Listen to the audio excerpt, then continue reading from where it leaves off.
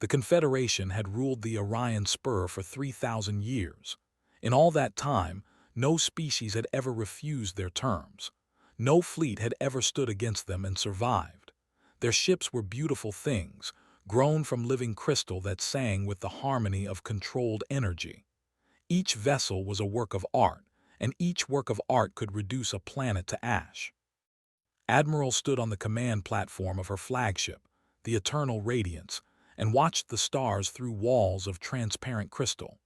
47 ships followed her formation, each one a perfect geometric shape that caught the light of distant suns and threw it back in rainbow patterns.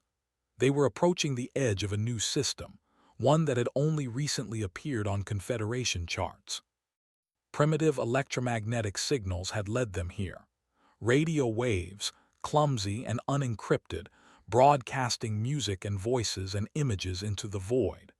The sounds of a young species, unaware that the universe was listening. Had done this many times before. 37 successful campaigns had earned her the rank of Admiral. 37 species now served the Confederation because she had shown them the simple truth of their situation. Resistance meant death. Submission meant survival. It was not cruelty. It was simply the natural order of things. Her communications officer, a young male named, turned from his station. The crystal around him pulsed with soft light as he spoke. "Admiral, we are receiving a response to our hail." Allowed herself a small smile, put it through. The image that appeared on the crystal display was strange. Soft flesh, no scales or crystal growth, covered in some kind of woven material. 2 eyes like most species. A mouth that moved in patterns found difficult to read. The translator took a moment to process the alien sounds. "This is Captain Helena Vance of the United Earth Defense Force. You have entered human space. Please state your intentions." Human, the species called themselves human, noted the information for her records. She stepped forward, allowing the communication crystal to capture her full form. She was tall for her scales a deep purple that marked her as nobility, her crest fully extended to show her rank. "I am Admiral of the Confederation. Your species has been identified as suitable for integration into our empire. You will lower your defenses and prepare to receive our administrative vessels. Your technology, resources, and population will be assessed and assigned appropriate roles in service to the Confederation." There was a pause. The human's face did something strange, a pulling at the corners of her mouth. "I'm going to have to decline that offer, Admiral." Blinked. In 37 campaigns she had heard defiance before. Young species often needed a demonstration of power before they understood their position. It was expected, almost traditional. "You do not understand your situation," said, keeping her voice patient. "My fleet carries enough firepower to sterilize your electromagnetic emissions have been analyzed. Your technology is primitive by Confederation standards. You have no hope of victory." "I understand my situation just fine," the human said. Her voice was calm, almost pleasant. "And my answer is still no. I suggest you take your fleet and go home, Admiral. There's nothing for you here but trouble." Turned to her tactical officer. "Show me what defenses they have." The display shifted to show sensor data. A handful of orbital stations around the nearby planet. Some scattered ships, small and crude-looking. Nothing that could challenge even a single cruiser. Admiral said, "I am detecting a power surge in the outer system. Something is approaching." Frowned, "Show me." The display shifted again, and for a long moment nobody on the command platform spoke. Something was emerging from the darkness between worlds. At first thought her sensors were malfunctioning. The readings made no sense. The shape made no sense. It was angular where it should be curved, dark where it should be bright, brutal where it should be elegant. The vessel was massive. 7 kilometers of metal and weapon systems, colored the gray of dead ash. It moved through space like a predator, slow and deliberate, utterly unconcerned with the fleet in its path. As it drew closer, could see details that made her scales tighten against her skin. Scars. The ship was covered in scars. Blast marks and impact craters and long gouges where something had tried to tear the hull apart. Any vessel that suffered such damage would be dissolved and its crystal lattice healed until no trace of battle remained. But these marks had been left deliberately. They were not wounds. They were trophies. "What is that?" whispered. The human Vance appeared on the display again. She seemed almost amused. "That's my ship, Admiral. The unconditional surrender. She's been waiting just outside your sensor range since you entered the system. I wanted to give you a chance to make the smart choice before you saw her."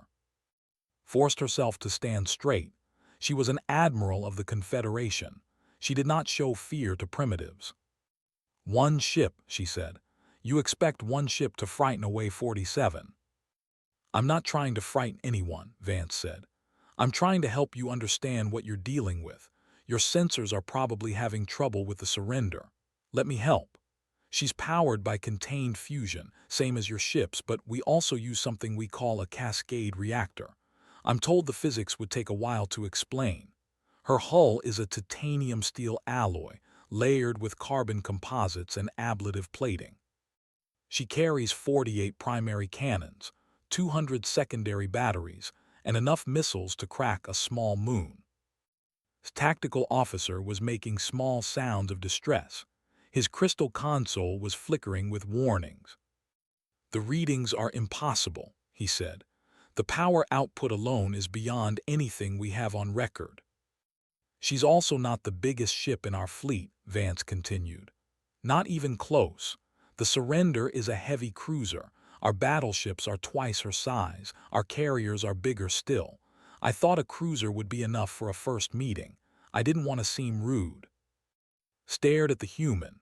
She was looking for signs of bluffing, the subtle tells that marked a species trying to hide weakness behind bold words. She saw nothing but calm certainty. "You are lying," said. "No primitive species could build such vessels." "We're not primitive, Admiral. We're just new to the neighborhood." Vance leaned forward slightly. "Here's what's going to happen. You're going to take your pretty crystal ships and go back where you came from. You're going to tell your Confederation that humanity is not interested in integration. And then you're going to leave us alone." "And if I refuse?" Vance's expression shifted. It was subtle, a small change around the eyes, but felt something cold move through her. "Then we're going to have a problem," Vance said. "And I really, truly would prefer that we don't.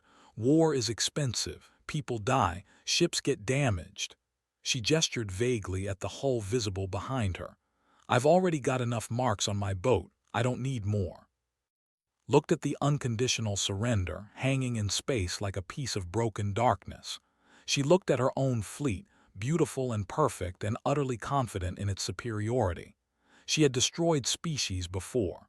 She had glassed worlds and shattered civilizations that dared to resist. It was her duty. It was her purpose. But something in the human's eyes gave her pause. It was not fear. It was not aggression. It was something had never seen before in a species facing annexation. Patience. The human was patient. She was waiting for it to make a choice, and she seemed perfectly comfortable with either outcome. There was no tension in her body, no desperation in her voice. She spoke like someone who had done this before, who had faced down threats and survived them, who had nothing left to prove. "I will consider your words," said finally. "But do not think that one ugly ship will change the inevitable. The Confederation has crushed empires far greater than yours." "I'm sure you have," Vance said. "But you've never met us before. Take some time, Admiral. Learn a little bit about what you're dealing with. I think you'll find it educational." The communication ended. Stood in silence, watching the dark shape of the human vessel through the crystal walls of her bridge. Around her, her officers waited for orders, their confidence visibly shaken. She was an admiral of the Confederation. She had never retreated. She had never hesitated. But the scars on that ship told a story she did not yet understand, and something in her ancient instincts whispered that she should learn that story before she made her next move. "Hold position," she said quietly, "and begin a full analysis of that vessel. I want to know everything." The crystal sang with acknowledgement, and the fleet waited in the darkness, watching the humans watch them back. Captain Helena Vance leaned back in her command chair and let out a slow breath. The main display showed the alien fleet, 47 crystalline vessels holding position just outside optimal weapons range. They were beautiful ships, she had to admit, like jewelry made into. It almost seemed a shame that they might have to destroy them. "Think they'll take the hint?" asked Commander Torres, her executive officer. "Hard to say," Vance replied. "First contact is always tricky. Some species are smart enough to recognize when they've bitten off more than they can chew. Others need convincing." Torres nodded. He was a veteran of the Belt Wars, old enough to remember when humanity had been too busy fighting itself to worry about aliens. Old enough to remember what those wars had cost and what they had forged. "The Admiral seems proud," he observed. "Proud species don't usually back down easy." "No, they don't." Vance pulled up the sensor data on her console, studying the alien fleet's formation. "But pride can be educated. Sometimes you just need to show them the textbook." She made a decision and opened a channel to the flagship. "Admiral, before you make any choices you might regret, I'd like to offer you some information. A little history lesson about my species. I think you'll find it relevant to your current situation." There was a pause, then the Admiral's voice came through, cold and cautious. "Speak human." Vance smiled slightly. "I'm going to send you some files, records from our past, authenticated, time-stamped. I want you to watch them, Admiral, all of them. And then, if you still want to try your luck, we can talk about what happens next." She nodded to Torres, who began the transmission. "What is this?" demanded. "Education," Vance said simply. "The most important kind. Learn what we are, Admiral. Learn what we've done to each other. And then imagine what we're willing to do to you." The channel closed. On the display, data streams flowed toward the alien flagship, carrying 600 years of human history. The first images were from the trenches. The crystal walls of the command platform flickered with alien light as the human data began to display. Admiral had ordered her senior officers to join her, wanting witnesses to whatever propaganda the primitives thought would intimidate a fleet. She expected boasts. She expected exaggerated tales of glory and strength. Every young species tried to make themselves seem more dangerous than they were. It was natural, like a small creature puffing itself up to seem larger. What she saw instead made her crest slowly flatten against her skull. The images were old, grainy, and degraded by time. They showed a landscape of mud and broken earth stretching to the horizon under a gray sky. In the mud, creatures were huddled. Humans realized. Thousands of them packed into ditches carved into the ground.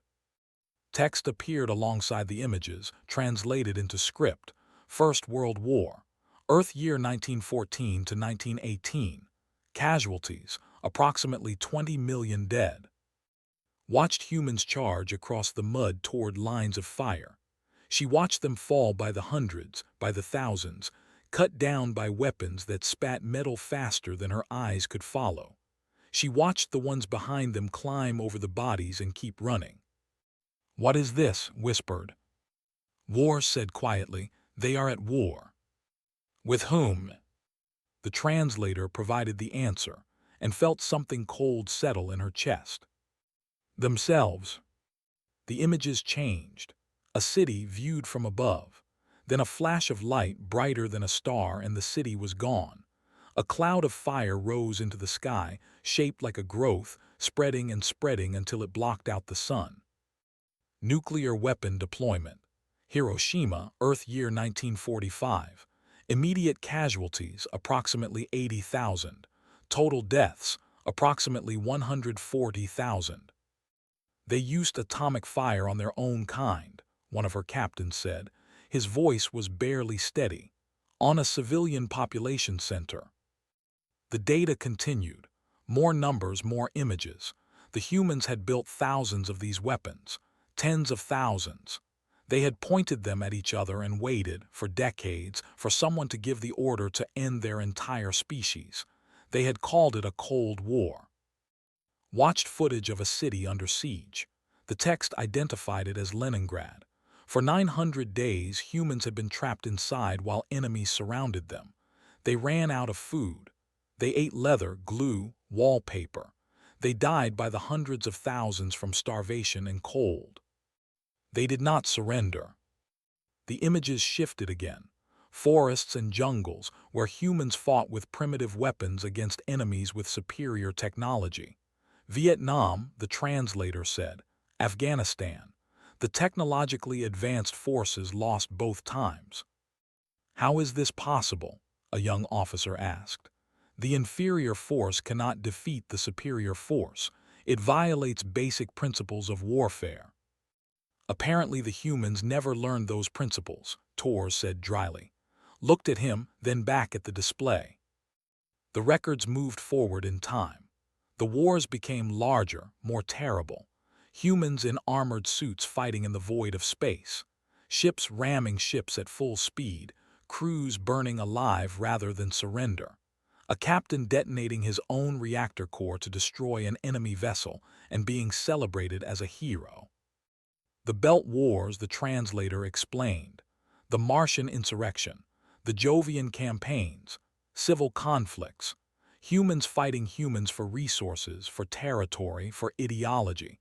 For reasons that the translator could not fully express in concepts. Watched a battle on a moon of ice. Humans in heavy armor waded through frozen trenches, weapons blazing.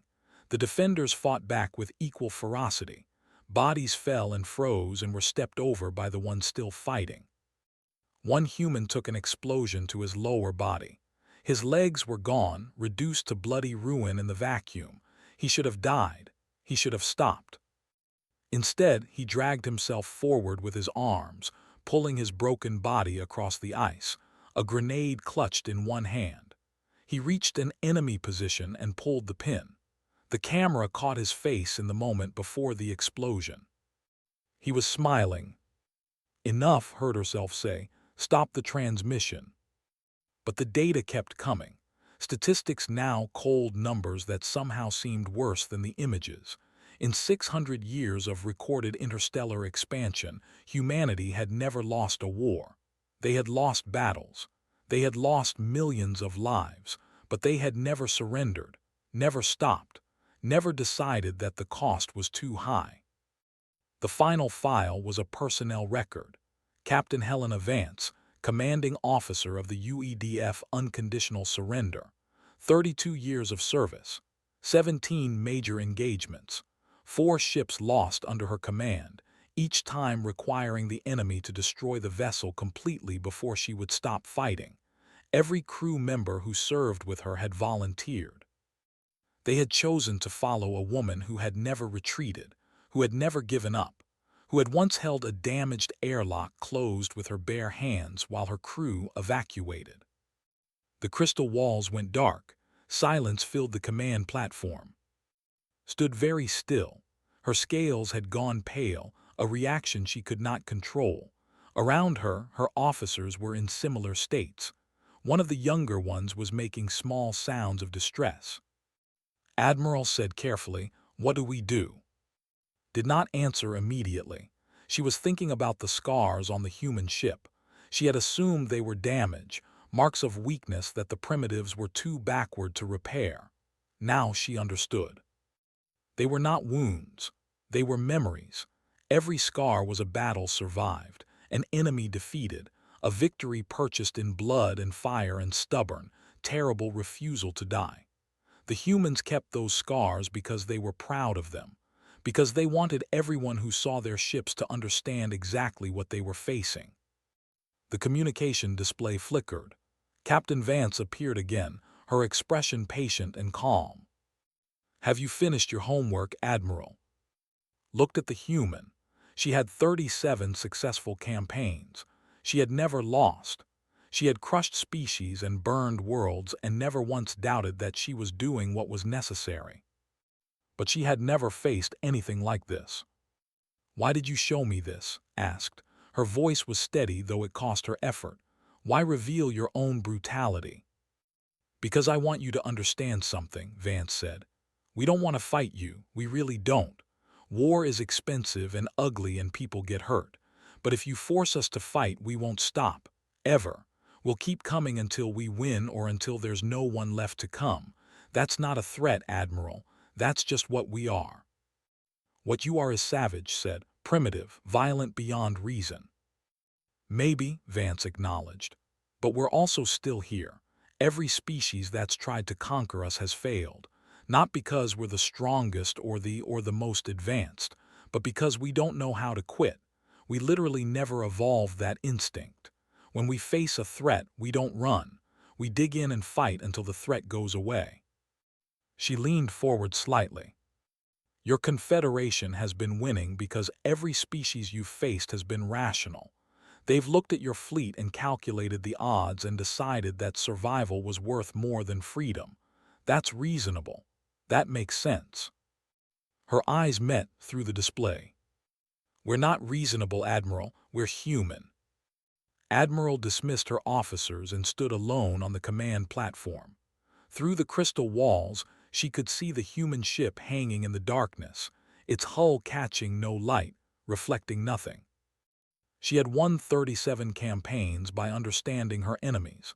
She had studied their psychology, their values, their breaking points. Every species had a price at which they would choose survival over resistance. Finding that price was the key to victory. But the humans had no price. The records made that horrifyingly clear. They would rather die than submit. They would rather burn their own worlds than let an enemy have them. They had done it before to themselves, and they would do it again without hesitation. Thought about what would happen if she attacked. Even if she won, even if her 47 ships destroyed the human cruiser and every other vessel in the system. What then? The data showed human survivors hunting down enemies across generations. They invented the concept of revenge as a long-term project. They built monuments to remind themselves who they needed to destroy. If she killed humans today, their children would come for her children. There would come for her. 100 years from now, 1,000 years from now, humans would still be fighting, still be building weapons, still be teaching their young that there were an enemy that needed to be destroyed. It was not rational, it was not logical, it was insane. And it was terrifying. The communication channel opened. Captain Vance appeared once more, her expression unchanged. "Have you made a decision, Admiral?" Looked at the human. She saw the patience in those strange, soft eyes. She saw the absolute certainty that came from centuries of practice. The Admiral of the Confederation straightened her crest and spoke the words that no admiral in 3,000 years had ever spoken. "I am withdrawing my fleet," she said. "We will return to Confederation space. Your territory will not be approached again." Vance nodded slowly. "That's a wise decision, Admiral. I hope your council sees it the same way." "I will make them understand." "I'm sure you will." The human paused. "For what it's worth, Admiral, I'm glad we didn't have to fight. Your ships are beautiful. It would have been a shame to destroy them." Said nothing. There was nothing to say. The communication ended. Gave the order, and the first hegemony fleet turned away from human space. 47 crystalline vessels, perfect and elegant and undefeated, retreating from a single warship and the species that built it. As the stars shifted and the fleet moved toward home, began composing her report.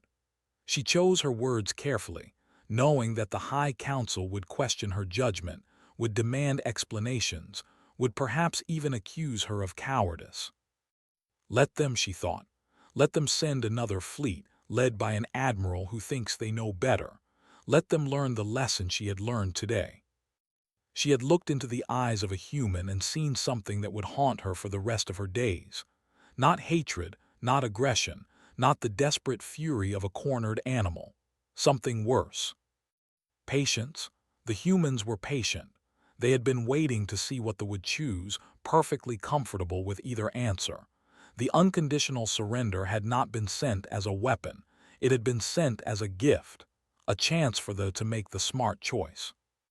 Wondered how many species had failed to make that choice. The scars on that terrible ship suggested the answer. As her fleet vanished into the darkness between stars, added a final note to her report, a personal recommendation, written in the strongest terms she knew. Never contact humanity again. Captain Vance watched the alien fleet shrink on her display until they were nothing but faint signatures at the edge of sensor range. Then they were gone, jumping to whatever method of faster-than-light travel their crystal ships used. She let out a slow breath and allowed herself a small smile. "Well," Commander Torres said, "that went better than expected." "It usually does," Vance replied, "once they understand what they're dealing with." Around her, the bridge crew relaxed slightly. They had been ready for battle, every station manned, every weapon primed. Now they stood down, returning to standard patrol routines. "Think they'll be back?" Torres asked. "Hard to say. Some species learn fast, others need a few more lessons." Vance shrugged. "Either way, we'll be ready." She pulled up the incident report and began typing. First contact with Confederation. Hostile intent displayed. Diplomatic resolution achieved. Recommend continued monitoring of Confederation border. Just another day in the Defense Force. Just another species that had looked at humanity and decided that discretion was the better part of valor. Torres was still watching her. "Do you ever feel bad about it, showing them the worst of what we are?" Vance considered the question. She thought about the trenches and the mushroom clouds and the frozen bodies on Europa. She thought about all the terrible things humanity had done to itself in the long climb from the mud to the stars. "No," she said finally, "because that's not the worst of what we are. That's just what we do when we have to. The worst would be giving up. The worst would be letting ourselves be conquered without a fight." She looked at the display, at the stars that now belonged to humanity because they had been willing to bleed for them. "We're not proud of our history, Torres, but we're not ashamed of it either. It's what made us strong enough to survive." Torres nodded slowly. "Just another Tuesday then." Just another Tuesday. The unconditional surrender turned back toward the inner system, its hull catching the light of humanity's sun. Behind it, the darkness of space was empty, the threat withdrawn, the peace preserved for another day. On her command chair, Captain Helena Vance filed her report and started thinking about dinner. Tomorrow there would be more patrols, more borders to watch, more species to meet.